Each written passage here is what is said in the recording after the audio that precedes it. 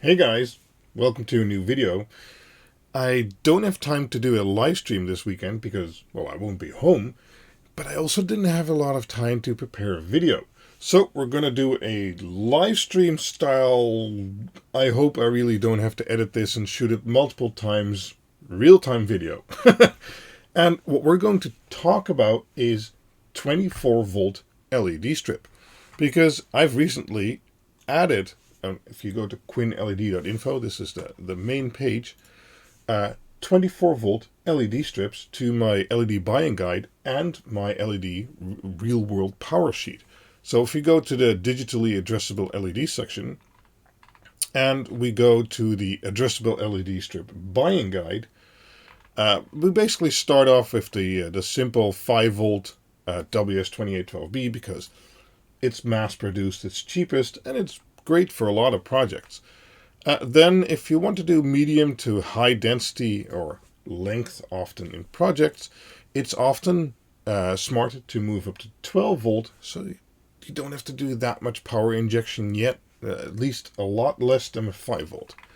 And then again, if you do medium to long length projects, so this was more high density because this is WS2815, which is per single LED addressable. But if you're doing longer lengths, it's smart to move to 12 volt per 3 addressable, because WS2815 is basically unique. It does a little trick where it basically burns off the excess voltage, so you keep it single addressable. Actually, behind me is WS2815, but that is very inefficient and costs a lot of power. Now, you can do 12 volt a different way, and that is split the voltage over 3 LEDs, and now those all have the right voltage that they need while being a lot more efficient.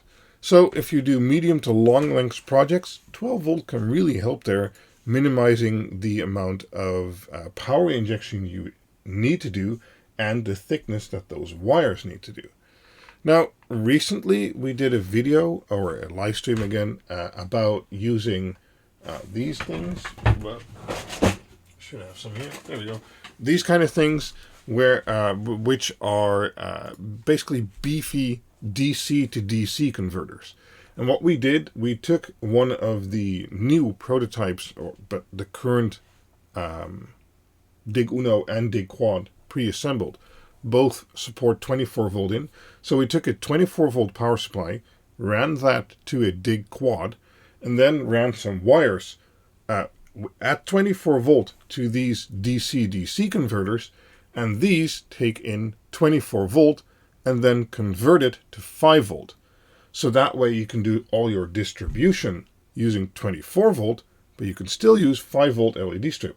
Now, you need to inject just as often as you need for 5 volt strip, but at least you're not dealing with like 10 gauge or 4 millimeter square cable to get the amps across 10 or 20 meters, because at some point 5 volt just isn't suited anymore to transport all that power. But if you use 24 volt and then down convert it at the end, it becomes a lot simpler. So that is an option if you want to do that. If you really want to keep single pixel addressable for very long length projects, using 24 volt to the board and then using a buck converter at the end, or at all your injection points, then basically that can be a great setup. But it's also more involved. And, well, as I was basically starting to say, and is the actual purpose of this video, is there is also 24 volt LED strip. Now, the downside, as I said, for 12 volt generally, WS2015 is an exemption to that. But generally, 12 volt LED strip, so WS2811 or SK6812 RGBW, you can also get in 12 volt, is that it's per 3 addressable. Now, you're probably guessing it. WS2811, SK6812, and TM1814, it's a bit newer chipset, also RGBW, can also all be had with 24 volt. So then you don't need to do any buck conversion and stuff like that. You hook up a 24 volt power supply to the Dig Quad or Dig Uno. You run your fairly thin cables, to your LED strip, and it directly takes in 24 volt. So that way, even more so than with 12 volt, you need to do a lot less injection, your cables can be a lot thinner, and well, overall it's a simpler setup. But there is the downside that it's per 6 addressable. Now you've already seen on my table, so let me quickly try and demonstrate you how that looks. So this one is the SK6812, this one is the TM1814, and this one is the WS2811. But this one has a little trick, but I'll show you that in a minute. So looking at the SK6812 24 volt, although this is 60 LEDs per meter, you can figure it as being 50 LEDs. Because if you have 6 LEDs per segment, and you have 60 LEDs per meter, that's 10 LEDs. This is a spool of 5 meters, so that's 50 addressable zones basically. And if you look at this effect when it passes by, you see that you have these copper pads here you can cut, and you'll see that the zones all get activated, and all LEDs in that zone will have to do the same thing. Now, if you're doing a project that's close by, like for instance, on my back wall here, well, you can clearly see those individual LEDs. So you'll want to stick to 5 volt LEDs or WS2815, the exception that does 12 volt, but also single addressable. But if you're doing very long length projects, 5 volt, especially 5 volt, just becomes an impossibility at some point, and even 12 volt has its limits. So using 24 volt can be an option, in my opinion, in some situations where you just can't do power injection. Let's say, and that's why I got all these in IP68, you're doing a loop around your garden, and you can make it like 10 or 15 meters from start point to end point, basically. So you're going around your garden like this, and in total it's 15 meters. So you can do front injection and back injection. 5 volt? No way. That's just going to look horrible. 12 volt? Maybe. If you use the per 3 address, you use a single addressable, again, no way. You're just not going to get enough power through those cables, and the voltage drop on the LED strip will be too high. But with 24 volt, you could again stretch that so that you could actually do 15 meters or so. I don't know. 15 meters should be fine, maybe even 20 with front and back injections without any visible color difference or something like that. So in a garden, I can see that as a thing. I mean, if it's 10 meters away anyway, does it really matter that it's per 6 addressable? I mean, yeah. So, as I showed before, the buck converter solution is also a good one for that. And so, if you look at an effect like I just showed you, where you can clearly see the individual LED being addressed like here, well, of course, that's very obvious. But if you look at an effect where there's basically a blend going on, like in this effect, in my opinion, that already looks a lot better, because it's not on-off, it's blending up, blending down, blending up, blending down. And it's still per 6 LEDs, but if you look, on the roll here, that's kind of why I left them rolled up. Generally, you shouldn't run them for this long, especially these higher voltage strips, because they do get warmer than 12 volt or especially 5 volt. Although it seems the SK6812 is very efficient, but we can also see that in my power chart. We'll go to that in a minute. Then the TM1814 does pretty okay, and the WS2811 just uses massive amounts of power. But you can still clearly see the effect taking place on the LED strip. So even though there's only 50 addressable zones, if it's 5 or 10 meters away, does it really matter? I don't know. I guess it'll depend on the project.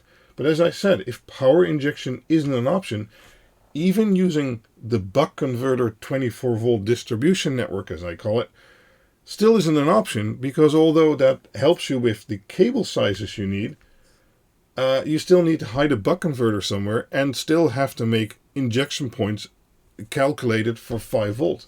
So yeah, that's basically the premise of the video. Now let's take a quick look at the power consumption. So let's go back to the addressable LED section, and then down below I have a lot of articles, and one of those is my digital LED power usage sheet.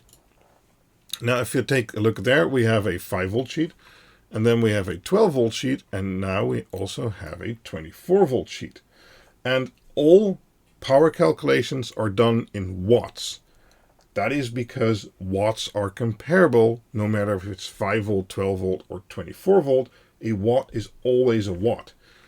Amps, however, are different. If 5 volt 10 amp and you do 10 volt, that's 5 amp, and if you do 20 volt, that's 2.5 amp. And that's also basically the reason why using 24 volt LED strip, where you'd need to transport 10 amp over a 5 volt cable, you only need to maybe transport 2 amp over a 24 volt, well, not cable, but, you know, power distribution. So looking at this chart, we see the WS2811. Oh, and I told you earlier that it had a little trick. Let me quickly show you that, because this is double height LED strip. So it is still per 6 addressable, but instead of, no, actually this is per 3 addressable, but they still need to drop the voltage. So they basically still put 6 LEDs per segment, but they double it up in height. So you still get the resolution of per 3 addressable. So in WLED, this is 50 LEDs. This is also 50 LEDs. And this is 100 LEDs. Am I saying that right? 100 or 150? No, 100, because 60 LEDs per meter times 5 is 300, and then we are per 3 addressable, so that works out.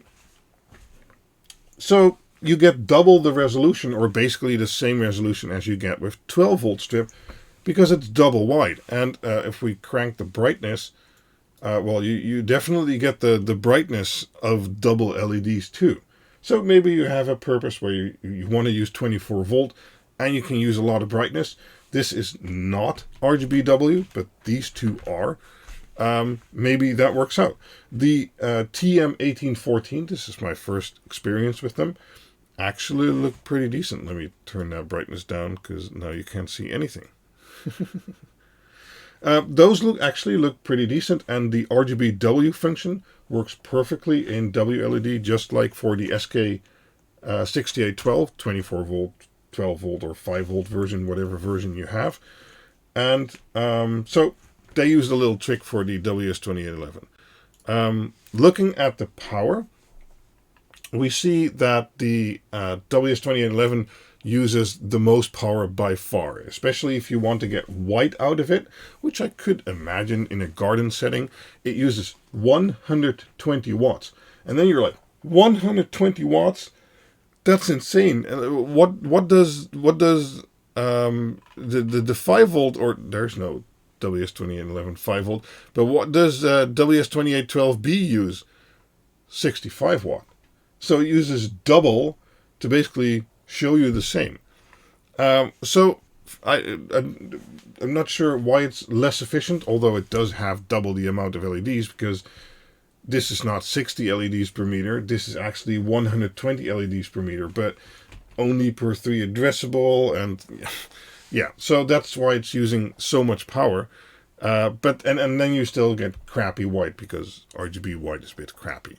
Looking at SK6812, however, that uses 38 watts for RGB white, but you'd never use because you have RGBW, so you use the W, and the W uses 28 watts. Now going back to 5 volt, let's see what SK6812, here's SK6812, and the dedicated white, so that's LEDs, no RGBW, white 100%, uses 35 watts instead of 28.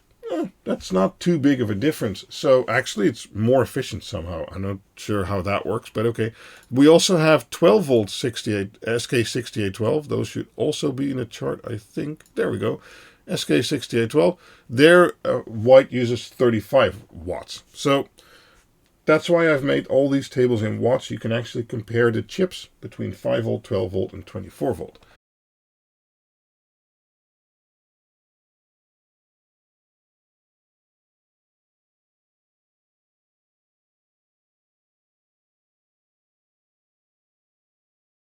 But the SK6812 does quite good in regards to efficiency. Because, well, even at 24 volts, it seemingly stays very efficient. I do think the others output a little bit more light, but it's not like the double amount.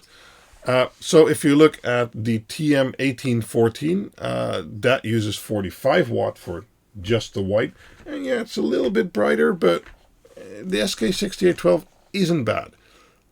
Looking at some effects, because there you can basically see the best. The WS2811 uses, for the Rainbow 100%, for instance, 57 watts. But again, it has double the amount of LEDs. Keep that in mind.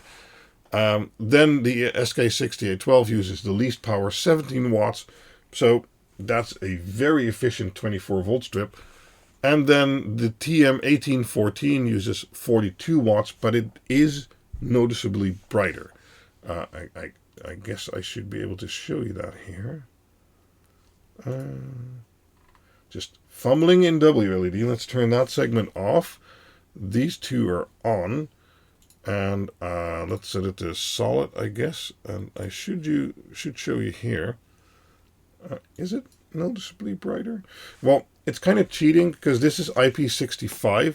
So if we look at it directly and we look at this one directly, well, yeah, it's not really showing up in camera, but I can clearly see these LEDs are brighter than these LEDs. So let me maybe half or 1/3.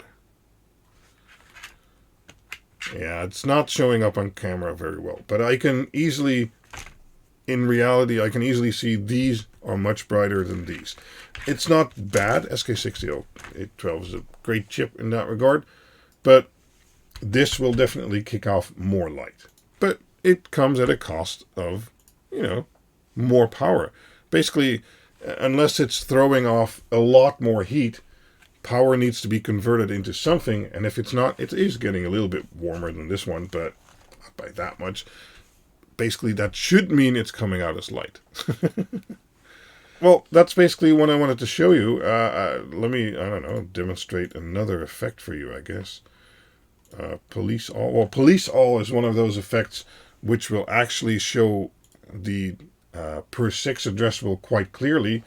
But then again, if we go to Pride 2015, for instance, which does blend all the things, then it's a lot less noticeable again. Let's see if we have another effect here. One of the older ones. Let's Twinkle Cat.